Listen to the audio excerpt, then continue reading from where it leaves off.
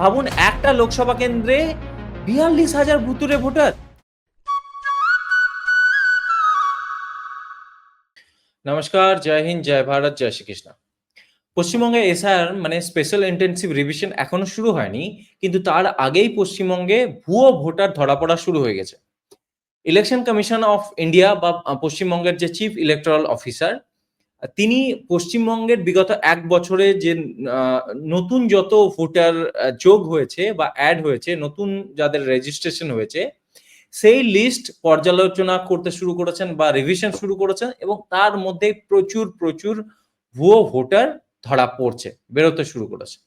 এটা দেখুন যে বারুইপুর থেকে হঠাৎ উধাও ৩৮ জন ভুয়ো ভোটার। ঠিক আছে? এটা কবের খবর? এটা হচ্ছে আ জুলাই ৩০ মানে গতকালের খবর।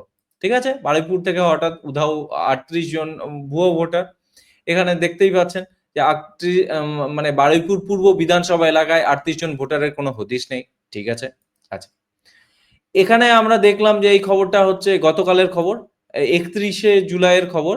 তো এখানে বলা হচ্ছে যে ভারতে ঢুকে ভুয়ো পরিচয়পত্র তৈরি, গ্রেপ্তার গলফ গ্রিনের তরুণী। বাংলাদেশের এই তরুণী হচ্ছেন বাংলাদেশের। ইনি আবার নাকি এক মডেল। ঠিক আছে? ধৃতের নাম হচ্ছে শান্তা পাল। তো আমরা যদি এখানে যাই, তো এখানে দেখতে পাবেন এই সেম খবর, বাংলাদেশি মডেল শান্তার আধার কার্ডে বর্ধমানের ঠিকানা ভুয়ো।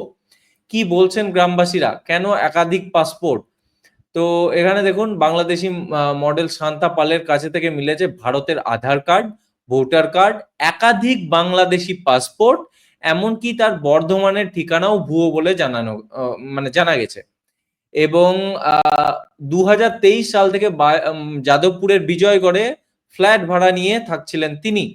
ঠিক আছে? অ্যাপ ক্যাবের ব্যবসা করতে গিয়ে পুলিশের জালে ধরা পড়েছেন এই অভিযুক্ত মহিলা।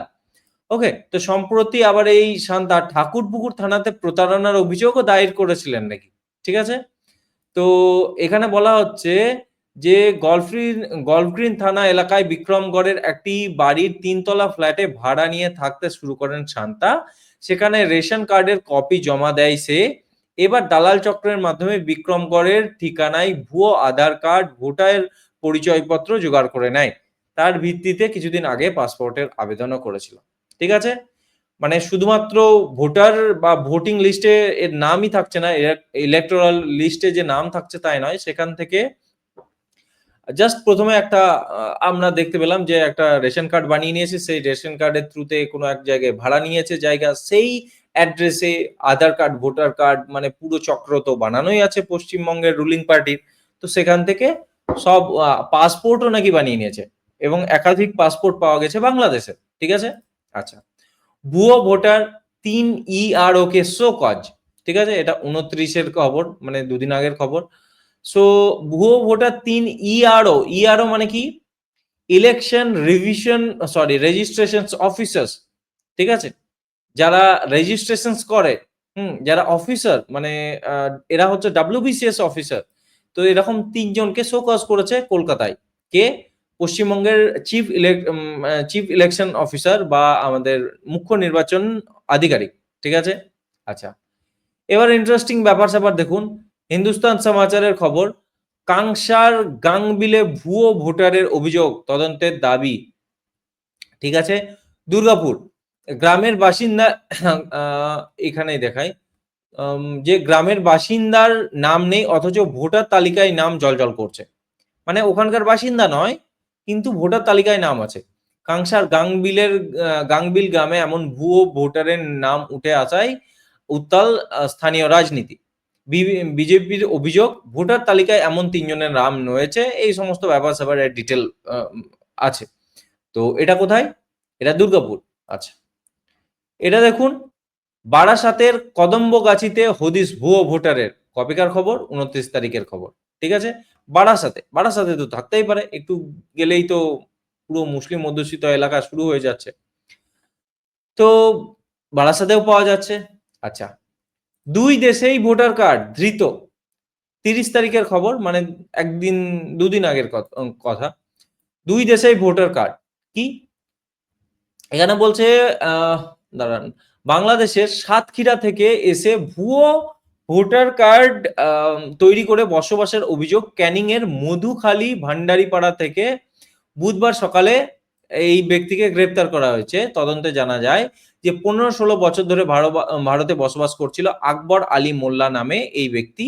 ভোটার কার্ডে এই নাম রয়েছে। তার কাছ থেকে উদ্ধার হওয়া বাংলাদেশি ভোটার কার্ডের নাম মোহাম্মদ আকবর আলী গাজী। এখানে আকবর আলী মোল্লা, ওখানে নাম ছিল আকবর আলী গাজী। টাকার বিনিময়ে বাংলাদেশ থেকে লোকজন এনে ভোটার কার্ড বানিয়ে দেওয়ারও অভিযোগ রয়েছে তার বিরুদ্ধে।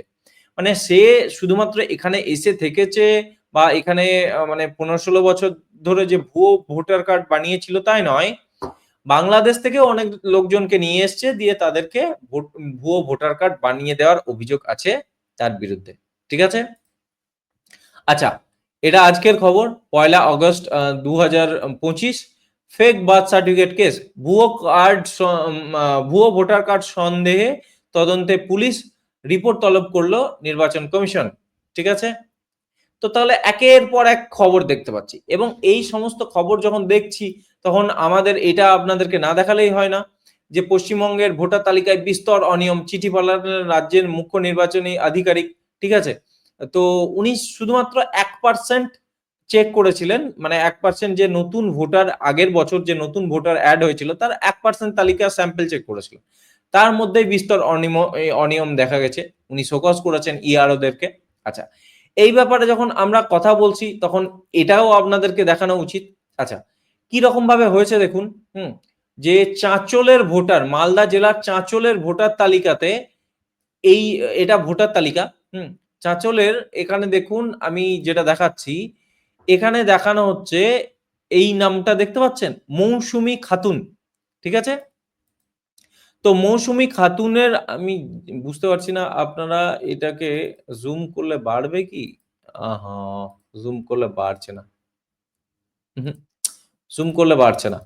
তো যাই হোক, এখানে নাম লেখা আছে দেখুন, মৌসুমী খাতুন, স্বামীর নাম হচ্ছে সাদ্দাম হোসেন, বাড়ি নম্বর হচ্ছে N0160, বয়স 25, লিঙ্গ স্ত্রী। সেম একই, এটা এখানে দেখুন 706 নাম্বারেও তাই, 707 নাম্বারেও তাই। আবার মৌসুমী খাতুনেরই আবার নাম দেওয়া আছে 706 নাম্বারে। এখানে দেখুন মৌসুমী খাতুন, নাম স্বামীর নাম হচ্ছে সাদ্দাম হোসেন, বাড়ির নাম্বার হচ্ছে N0160, বয়স 25, লিঙ্গ স্ত্রী। কিন্তু এখানে দেখুন এই যে EIR সরি, এটাকে কি নাম্বার বলে, কি নেম বলে, যে epic number, sorry epic number. Epic number দেখুন আলাদা, দেখতে পাচ্ছেন? এখানে এপিক নাম্বারের শেষের 4টি অক্ষর হচ্ছে 4802, আর এখানের সংখ্যা হচ্ছে 4809। দুটো আলাদা এপিক নাম্বার, মানে দুটো আলাদা ভোটার, একই মানুষ, একই বাড়ির নাম্বার, একই ঠিকানা, একই স্বামী, একই অভিভাবক, একই নাম, সব, কেবল ভোটার কার্ড দুটো। মানে বুঝতে পারছেন, একজনই আসবে দিয়ে দুটো ভোট দিয়ে চলে যাবে, এই তো অবস্থা।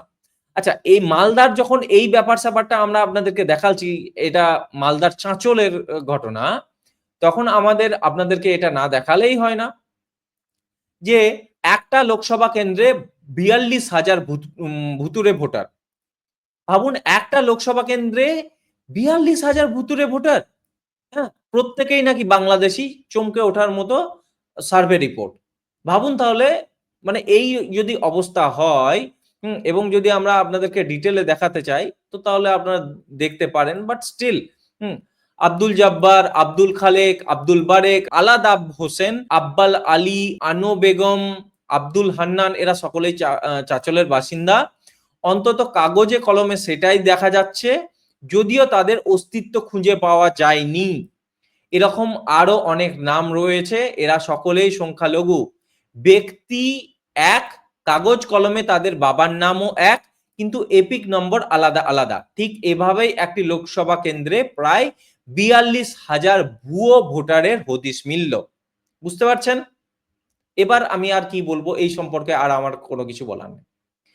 তো তাহলে ভাবুন যে একটা কেন্দ্রে যদি 42,000 ভুতুরে ভোটার ধরা পড়ে, মুসলিম ভোটার ধরা পড়ে, তো তাহলে পশ্চিমবঙ্গে যে 294টি বিধানসভা কেন্দ্র আছে, তো তাহলে সেখানে কত ভুয়ো ভুতুরে ভোটার আছে বলুন, যেগুলো মুসলিম অধ্যুষিত এরিয়া বা জেলা, মানে মালদা, মুর্শিদাবাদ, ওদিকে নদিয়াও ধরতে পারেন, তারপর উত্তর 24 পরগনা, দক্ষিণ 24 পরগনা, দিনাজপুর, এই সমস্ত এরিয়ায় তাহলে কি অবস্থা হয়ে আছে একবার ভেবে দেখুন। বুঝতে পারছেন? একটা কেন্দ্রে একটা মানে লোকসভা কেন্দ্রে যদি 42,000 ভুয়ো ভোটার ধরা পড়ে তাহলে ব্যাপারটা হয় কি? তাহলে কি হচ্ছে, এই 2021 সালে কি সত্যিই বিজেপি হেরেছিল? না এই বাংলাদেশী, এই যে মুসলমান অবৈধ বাংলাদেশী ভোটার, তাদেরকে দিয়ে হারানো হয়েছিল? এটার যাচাই করা বা এটার বিচার করার দায়িত্ব আমি আপনাদের উপরেই ছাড়লাম। আপনারা বিচার করুন যে সত্যিই কি 21 এ বিজেপি হেরেছিল? নাকি এই সমস্ত এই ভুতুড়ে ভোটার দিয়ে হারানো হয়েছিল? সেটা আপনারা বিচার করুন। তো ভিডিওটা এখানেই শেষ করছি। জয় হিন্দ, জয় ভারত, জয় শ্রীকৃষ্ণ।